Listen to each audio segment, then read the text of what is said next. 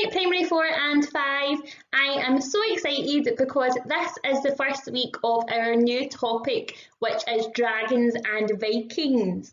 This was the most popular topic in the poll, which is why we've decided to go for this topic.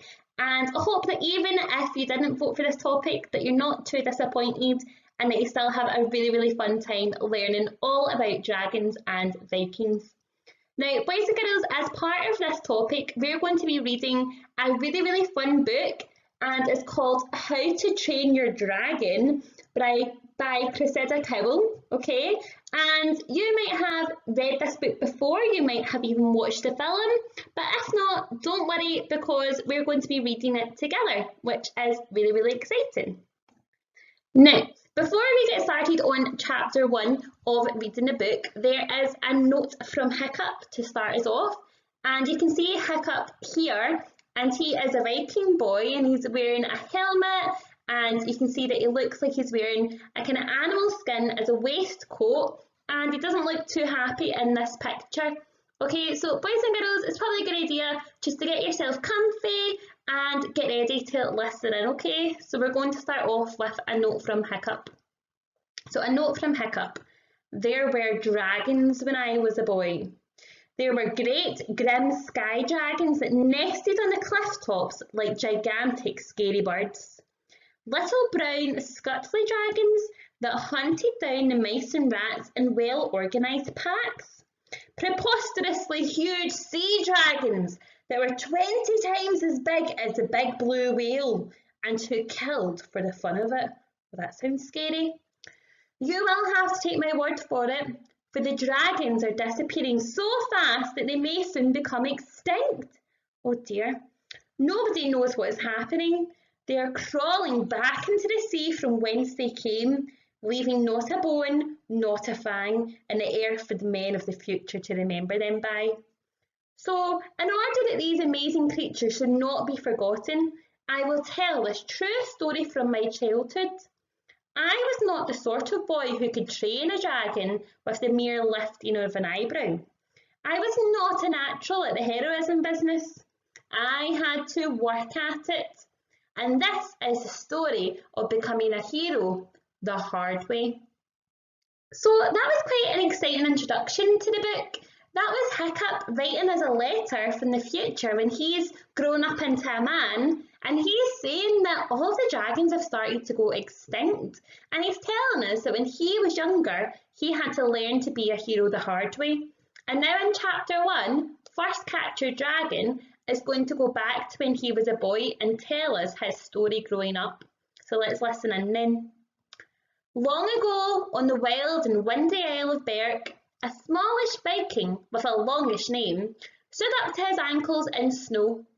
Hiccup Horrendous Haggis III, the hope and heir to the tribe of the hairy hooligans, had been feeling slightly sick ever since he woke up that morning.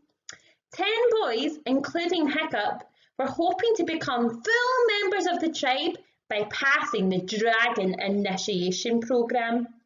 They were standing on a bleak little beach at the bleakest spot on the whole bleak island.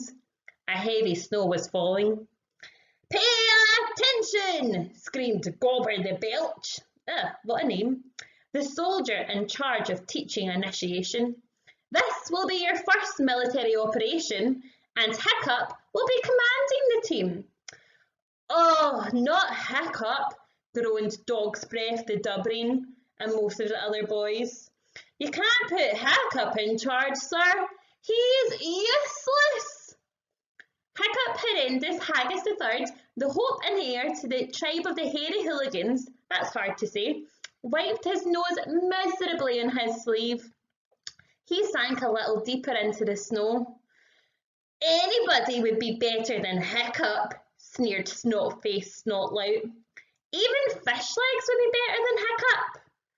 Fishlegs had a squint that made him as blind as a jellyfish, and he also had an allergy to reptiles. Well, that's not really handy if you're supposed to be training a dragon. "Silence!" roared Gobber the Belch. "The next boy to speak has limpets for lunch for the next 3 weeks." There was absolute silence immediately. Limpets are a bit like worms, and a bit like snot, and a lot less tasty than either. Hiccup will be in charge, and that is an order, screamed Gobber, who didn't do noises quieter than screaming. He was a 7-foot giant with a mad glint in his one working eye, and a beard like exploding fireworks. Oh, I like that, a beard like exploding fireworks. Despite the freezing cold, he was wearing hairy shorts and a teeny weeny deerskin vest that showed off his lobster red skin and bulging muscles. He was holding a flaming torch in one gigantic fist. Boys and girls, that to me sounds like the picture that I have in my head of what a Viking looks like. Hiccup will be leading you, although he is, admittedly, completely useless, because Hiccup is the son of the chief. And that's the way things go with us Vikings. Where do you think you are? The Republic of Rome? Anyway, that is the least of your problems today. You're here to prove yourself as a Viking hero. And it is an ancient tradition of the hooligan tribe that you should, Gobber paused dramatically, first catch your dragon. Oh, suffering scallops, thought Hiccup. Our dragons are what set us apart, bellowed Gobber. Lesser humans train hawks to hunt for them, horses to carry them, but it is only the Viking heroes who dare to tame the wildest, most dangerous creatures on earth. Gobber spat solemnly into the snow. There are 3 parts to the initiation test. The first and most dangerous part is a test of your courage and skill at burglary. Burglary? I wonder what they're going to do. If you wish to enter the hairy hooligan tribe, you must first catch your dragon. And that is why, continued Gobber at full volume, I have brought you to this scenic spot. Take a look at Wild Dragon Cliff itself. The 10 boys tipped their heads backwards. The cliff loomed dismally high above them, black and sinister. In summer, you could barely even see the cliff as dragons of all shapes and sizes swarmed over it, snapping and biting and sending up a cacophony of noise that could be heard all over Berk. Boys and girls, can you imagine the sound of a cliff full of dragons? It'd be so noisy. But in winter, the dragons were hibernating and the cliff fell silent, except for the ominous low rumble of their snores. Hiccup could feel the vibrations through his sandals. Now, said Gobber, do you notice these 4 caves about halfway up the cliff, grouped roughly in the shape of a skull? The boys nodded. Inside the cave, that would be the right eye of the skull, is a dragon nursery, where there are, at this very moment, 3,000 young dragons having their last few sleeps of winter. Ooh, muttered the boys excitedly. Hiccup swallowed hard. He happened to know considerably more about dragons than anybody else there. Ever since he was a small boy, he's been fascinated by the creatures. He'd spent hour after hour dragon watching in secret. See, dragon spotters were thought to be geeks and nerds, hence the need for secrecy. And what Hiccup had learnt about dragons told him that walking into a cave with 3,000 dragons in it was an act of madness, utter madness. No one else seemed too concerned, however. In a few minutes, I want you to take one of these baskets and start climbing the cliff, commanded Gobber the Belch. Once you're at the cave entrance, you are on your own. I am too large to squeeze my way into the tunnels that lead to the dragon nursery. You will enter the cave quietly, and that means you too, warty hog, unless you want to become the first spring meal for 3,000 hungry dragons. Gobber laughed heartedly at his little joke, then continued. Dragons this size are normally fairly harmless to man, but in these numbers, they will set upon you like piranhas. There'll be nothing left of even if that's so like you, Warty Hog. Just a pile of bones in your helmet. So, you will walk quietly through the cave, and each boy will steal one sleeping dragon. Lift the dragon gently from the rock and place it in your basket. Any questions so far? Nobody had any questions. In the unlikely event that you do wake the dragons, and you would have to be idiotically stupid to do so, run like thunder for the entrance to the cave. Dragons do not like cold weather, and the snow will probably stop them in their tracks. Probably? Thought Hiccup. Oh well, that's reassuring. I suggest that you spend a little time choosing your dragon. It is important to get one the correct size. This will be the dragon that hunts fish for you and pulls down deer for you. You will catch the dragon that will carry you into battle later on, when you are much older and a warrior of the tribe. But nonetheless, you want an impressive animal. So a rough guide would be, choose the biggest creature that will fit into your basket. But don't linger for too long in there. Linger? Thought Hiccup. In a cave full of 3,000 sleeping dragons? Would you linger in there, boys and girls? I don't think that I would. I need not tell you, Gobber continued cheerfully, that if you return to this spot without a dragon, it is hardly worth coming back at all. Anybody who fails this task will be put into immediate exile. The hairy hooligan tribe has no use for failures. Only the strong can belong. Unhappily, Hiccup looked around at the distant horizon. Nothing but snow and sea as far as the eye could see. Exile didn't look too promising either. Right, said Gobber briskly. Each boy take a basket to put their dragon in, and we'll get going. The boys rushed to get their baskets, chattering happily and excitedly.